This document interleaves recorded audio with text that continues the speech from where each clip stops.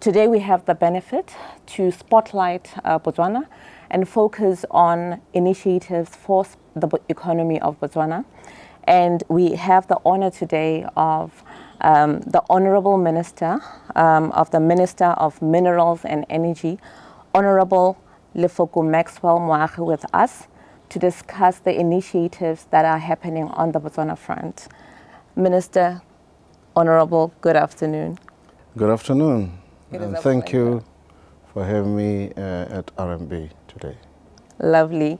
How has the Indaba been? I know that this is you're coming here for the second time or third time, and this time you came with the President of Botswana, reflecting just the importance you place on such engagements. How has it been, and what kind of value do you derive from such sessions? Thank you very much. If you look at Indaba, or the mining Indaba, attracting close to 7,000 participants of varied and diversified competencies and portfolios, it is fitting that we had to come here so that we can engage intently with these varied stakeholders, so that we can learn, we can network, and really improve on some of the things that we really want to understand from both a regional and an international perspective. And like they always say, it is always better to go out there where there's a confluence of people so that you can network easier, as opposed to having to visit each and every one of these people in their destinations.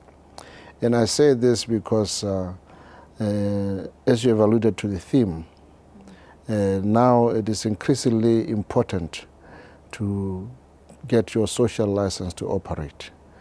And it talks to your environmental considerations, it talks to your social considerations, how you treat people around where you make these industries.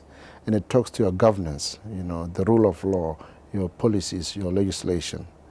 It was very fitting that His Excellency the President, Dr. Masisi, agreed to grace this occasion, because it was putting impetus, it was putting weight to how Botswana wants to be seen by potential investors, especially given the wide-ranging potential of our mineral portfolio, from a prospecting basis right up to development. So yes, we enjoyed it as Botswana.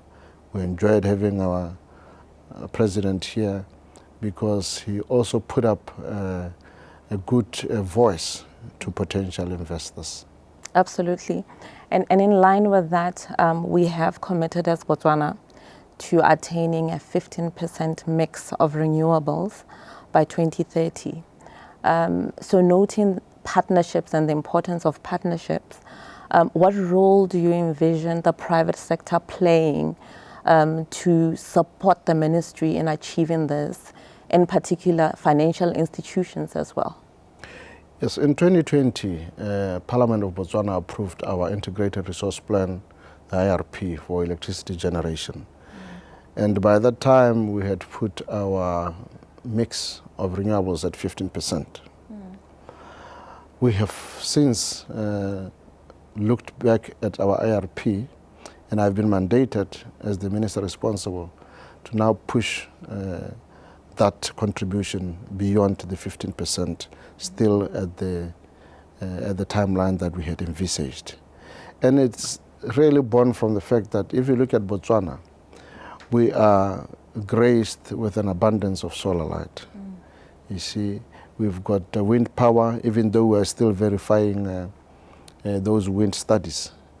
Therefore, we believe that if we push these renewables much earlier, then we'll increase our contribution to the renewable space.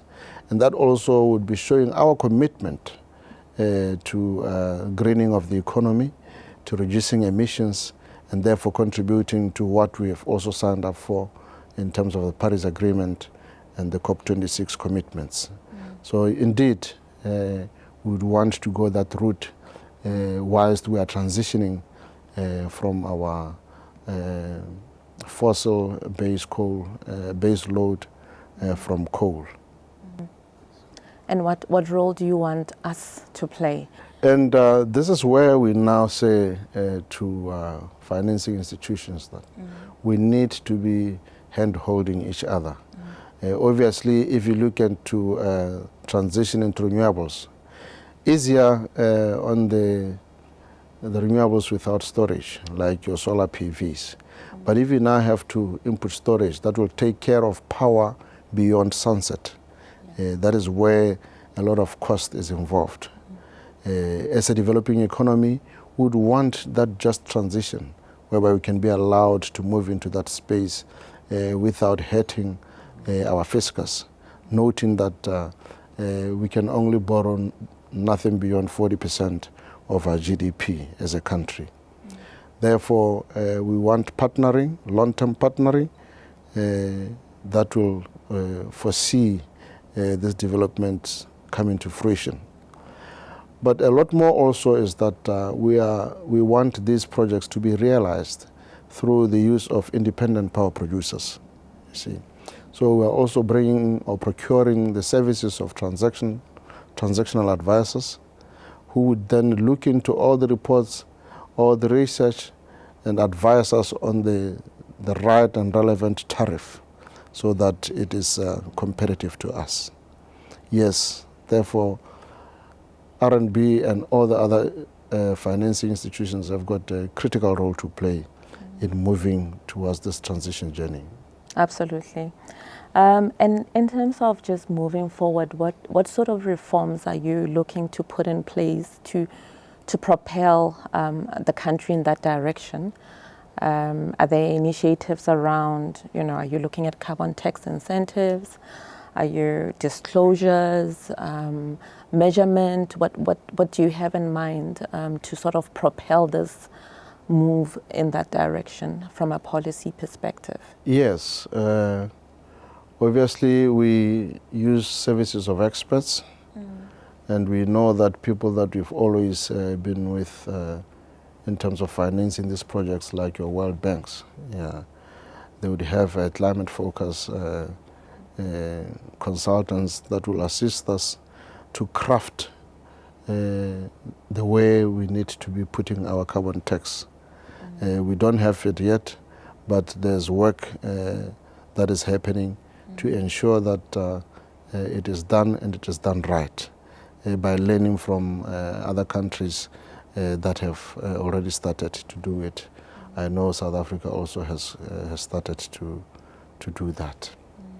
Whilst also doing that, we need to also be looking at how we measure all these things, how we report them, and how we verify them, So this is a whole process that needs to be weaved together so that we don't start on the wrong footing, you see.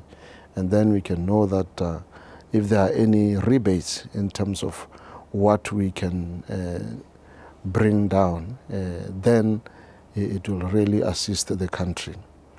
I'll give you an example. We are currently looking at a 300 megawatts coal-fired power station, you see.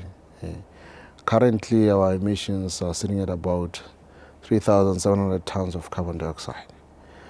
Whilst bringing that power station, even though we are employing what is called cleaner technologies for exploiting coal, it will go up to something like 6,500 tons of carbon dioxide emissions, and then plateau from that.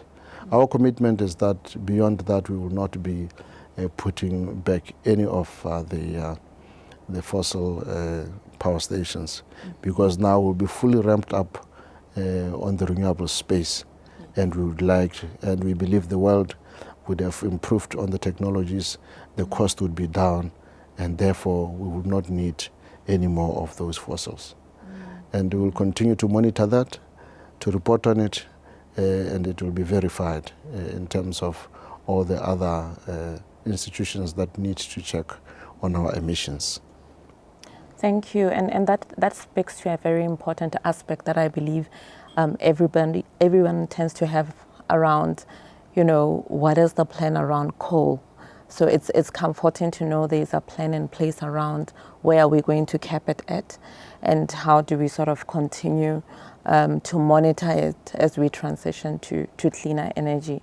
One of the issues on ESG matters is awareness. What is the ministry thinking of around increasing awareness, whether it's within the private sector and also for just the normal layman on the street, on the value of going in this direction? Yes, and thank you. There is a need for people to be made aware of this. And you really put it aptly, because if you look at the use of coal, if we don't communicate it, and people know the value of coal, they've always used coal to put up their fires, to put on their fires, maybe for power stations, for producing fire or heat, or any of the local or domestic uses of coal. If you suddenly stop it without that communication, yeah, you are actually depriving those people of their welfare, which is unjust. So this transition must be just, as we say, and just means justice. Therefore, a whole communication, normally we do a traditional quota system of going out to the people, but with the youth of today who are tech savvy, we can do a lot more in terms of disseminating information via social media or any other of these platforms. But we'll also want to ensure that these things are covered widely in all the other media, and then we also do print as well, so that people can read for themselves at home.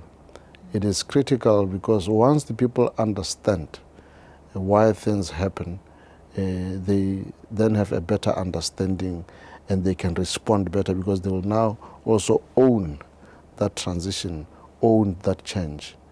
So we will need to do that. The other thing is we need to align with legislation. Where legislation has to change, we'll put up that change in Parliament. Any policy that needs to come on board, we'll also put up that policy on board. So that conversation must happen. It's a must that it happens. Absolutely, and I think it's good that the communication plan sent out tackles even the youth, and it's not just for corporates, because it's important for every Motswana to live and breathe the ideals of the ministry and what we've committed to. Yes, because before you are a corporate or before you are anything else, we are all Botswana. Yes. Yeah, these resources are for Botswana, and they need to understand why certain decisions are taken, so that they can appreciate the change that is required of them, or the change that will be happening to their way of life.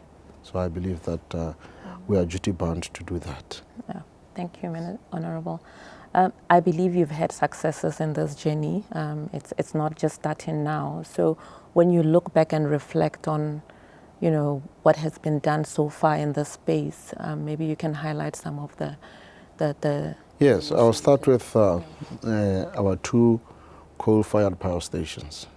Obviously, to show our commitment, Morupule A, it is a 132 megawatts power station, the oldest in the land that has given us power up to now. It was recently refurbished, and we put in newer technologies of desulfurization, so that we can reduce the amount of emissions that are coming out of that power station. That is a plus for us, because even when you go around that power station, the huge cloud that used to be billowing out there is not there anymore. Same is happening to the Morupule B power station, which is undergoing a remediation exercise. We are putting in new technologies there. We are putting in new fluidized bed heat exchangers. All of these are meant to reduce emissions, are meant to be a little bit more sustainable, and therefore there will be consistency of power. We've also now awarded, and some of the projects are at construction stage now, in terms of renewables. 50 megawatts has been awarded in the Silwe Pico area. Another one will be awarded in the Jwaneng area. And then there will be another 200 megawatt CSP awarded either in the Letlagane or so areas. We will come to that conclusion. But this is in line with the IRP, in line with the transition process to renewables, and in line with greening of the economy.